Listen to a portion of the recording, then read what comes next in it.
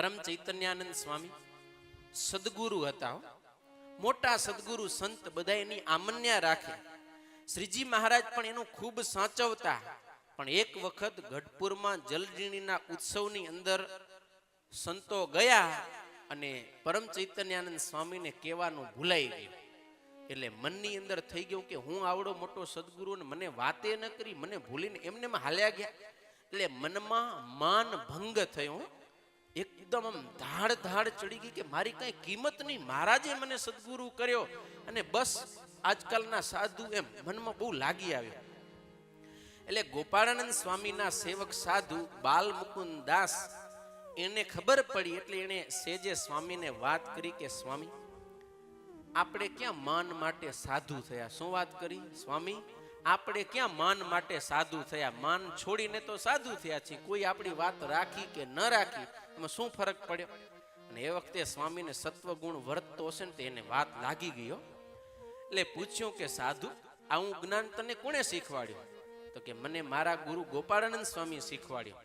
તો કે તારા ગુરુને કહેજે કે મારા આસને કથા કરવા માટે આવે. એટલે બાલમુકુંદ સ્વામી જઈને પરમ ચૈતન્યાનંદ સ્વામીને વાત કરી. એટલે પરમ ચૈતન્યાનંદ સ્વામીના આગ્રહથી ગોપાળાનંદ સ્વામી સ્વામીના આસને કથા સંભળાવવા માટે ગયા. એવું તો સદગુરુ ઢોલીએ બેસ્યો અને ગોપાળાનંદ સ્વામીને નીચે આસન પાથરી દીધું કે સંભળાવો કથા. ગોપાળાનંદ સ્વામી નાના સાધુ, પરમ ચૈતન્યાનંદ સ્વામી મોટા સાધુ. એટલે પહેલે દિવસે ગોપાળાનંદ સ્વામી નીચે અને પરમ ચૈતન્યાનંદ સ્વામી ઉપર. પણ એને ભાવ થયો તો ને સાંભળવાનો, ખુલ્લા મને કથા સાંભળી. એક દિવસ થયો, બીજે દિવસે ગોપાળાનંદ સ્વામી આવ્યા ને તો એનું આસન ઊંચું કરી દીધું, પોતાની સમાન ઢોલિયો રાખી દીધો. સ્વામી તમે ઉપર બેસો. પોતે ઢોલીએ અને સામે ગોપાળાનંદ સ્વામી પણ ઢોલીએ. બીજા દિવસની કથા સાંભળીને ત્રીજો દિવસ થયો અને ગોપાળાનંદ સ્વામી આવે એ પહેલા તો પરમ ચૈતન્યાનંદ સ્વામી નીચે સાદડી પાથરીને બેસી ગયા અને ગોપાળાનંદ સ્વામીને ઉપર બેસાડ્યા ને એના મોઢે કથા સાંભળી.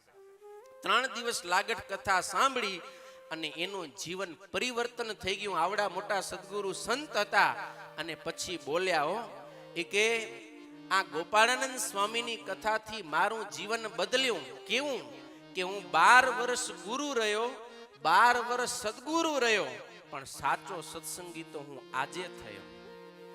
સમજ્યા ને તમે? એટલે એમ ના માનતા કે આપણે સત્સંગી થઈ ચૂક્યા હો. હા, સદગુરુ કહે હું હવે સત્સંગી થયો ને આપણે એમ માની લઈએ કે અમે બધા સાચા સત્સંગી છીએ, તો ક્યાંક ભૂલ થતી હશે. માટે આ કથા આપણે ખુલ્લા મનથી સાંભળીએ, એને સમજી અને સ્વીકારીએ તો ગમે એવો નાસ્તિક હોય ને એ પણ આસ્તિક થઈ જાય. કથાની અંદર તાકાત છે.